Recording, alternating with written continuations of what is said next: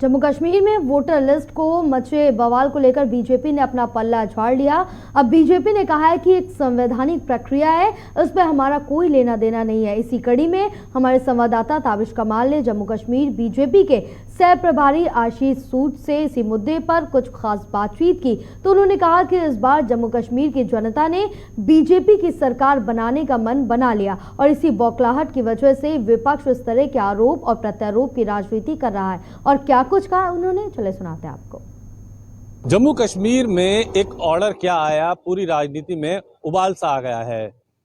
जम्मू की डीसी ने एक ऑर्डर जारी किया जिसमें कहा कि 1 साल से कोई व्यक्ति अगर जम्मू में रह रहा है तो उसे वोट देने का अधिकार मिल सकता है। और इसको लेकर के नेशनल कॉन्फ्रेंस, पीडीपी और कांग्रेस का कहना यह है कि दिल्ली में बैठकर बीजेपी का आला नेता जम्मू कश्मीर के लोगों की भावनाओं के साथ खेल रहे हैं।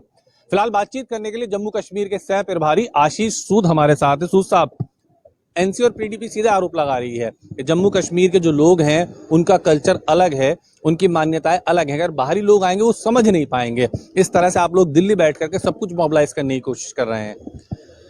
जो लोग पाकिस्तान से बात करने की वकालत करते हैं उनके लिए जम्मू कश्मीर बाकी देश से अलग हो सकता है, वरना सांस्कृतिक रूप से माँ वैष्णो देवी के कारण और माँ शारदा के कारण सांस्कृतिक रूप से कश्मीर और जम्मू किसी भी तरह से देश से अलग नहीं है।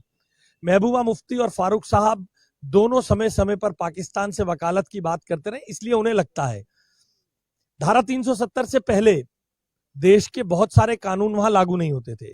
पीपल्स रिप्रेजेंटेटिव एक्ट के बहुत सारे हिस्से नहीं लगते थे।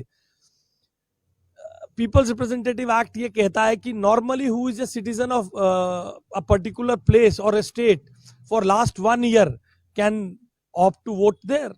अगर उन सब प्रावधानों को लागू किया जा रहा है तो महबूबा मुफ्ती जी को दिक्कत क्या है? फौज में सीमा पर काम करने वाला एक सीमा का प्रहरी, मेरा भाई या मेरी बहन, अगर अपने कुछ साल के लिए यहां है और वो अपने मूल निवास के क्षेत्र पर वोट देने नहीं जाते हैं और वहां का वोट हटाकर वो यहां वोट बनाते हैं, यहाँ के इंफ्रास्ट्रक्चर में कंट्रीब्यूट करने के लिए, यहाँ की टनल्स, यहाँ की हाईवेज, यहाँ के नेशनल हाईवेज बनाने के लिए जो मजदूर यहाँ आए हैं, जो अब वापस अपने स्थान पर, मूल स्थान पर नहीं जा सकते हैं, उनको अगर पीपल्स रिप्रेजेंटेटिव एक्ट के अंतर्गत वहां वोट करने का अधिकार दिया जा रहा है तो इसमें बुराई क्या है? मैं आपसे पूछता हूं, देश के मेहनतकश को, देश के मजदूर को, देश के सीमा के प्रहरी को क्या वोट देने का हक नहीं है?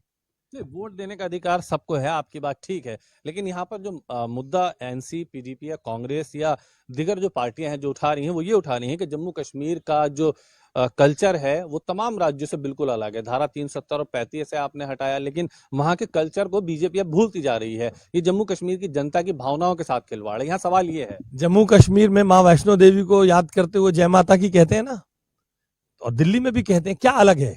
दिल्ली में भी कहते हैं, क्या अलग है? ये लोग केवल अपनी दुकान, ये 3 परिवार, फारूक परिवार, महबूबा परिवार और गांधी परिवार, अपनी फीफडम, अपनी दुकान की तरह इन्होंने जम्मू कश्मीर के संसाधनों का दोहन किया है। अब इन तीनों परिवारों को जड़ से उखाड़ने का समय आ गया है। जनता आगे आ रही है और ये दुष्प्रचार करने की जगह, अगर इन्हें लगता है ये संविधान सम्मत नहीं है, क्यों नहीं जाते कोर्ट में, क्यों नहीं रुकवाते इसको? क्योंकि उन्हें मालूम है कि चुनाव आयोग और या जो भी संवैधानिक एजेंसीज कर रही है सब संविधान सम्मत कर रही हैं। केवल इधर उधर हल्ला करके अपनी बची खुची राजनीतिक धरातल को तलाशने का काम किया जा रहा है।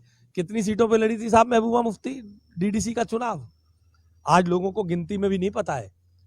280 सीटों पे पैन जम्मू कश्मीर राज्य भर में लाख नए वोटर जुड़ने वाले हैं जे&के में जो बाहर से होंगे, ऐसे में तो बीजेपी को सीधा फायदा मिलेगा। ये 2019 के बाद वोटर लिस्ट का रिवीजन नहीं हुआ। जम्मू कश्मीर में युवाओं की आबादी नहीं बढ़ी क्या?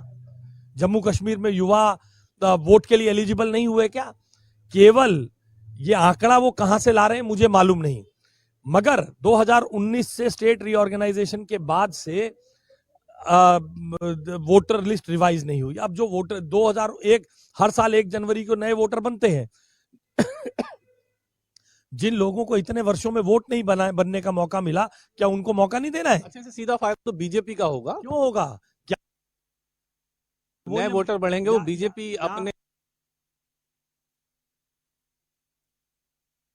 या वो फेवर ये के मान रहे हैं बढ़ाएगी कि उन्होंने जो वहां पर गंदगी की है उसके कारण देश भर में लोग उनके खिलाफ है, या जम्मू में जो नया वोटर है वो उनके खिलाफ ही है। अच्छी बात है, वो माने, बहुत अच्छी बात है, उनका ये डर अच्छा है। करने के लिए शुक्रिया। यानी साफ ये कहना है कि जो संविधान के हो रहा है वो होना चाहिए और वही काम हो भी रहा है। सहयोगी साथ ताबिश कमाल, दिल्ली।